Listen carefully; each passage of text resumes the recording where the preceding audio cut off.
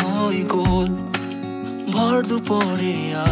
কেনেকে কওঁ মই নীৰৱতা কামনা কৰিয়ে সাধনা চিনাকি হৈ নিচিনা কিবা ভুল হ'লে জনাবা লগা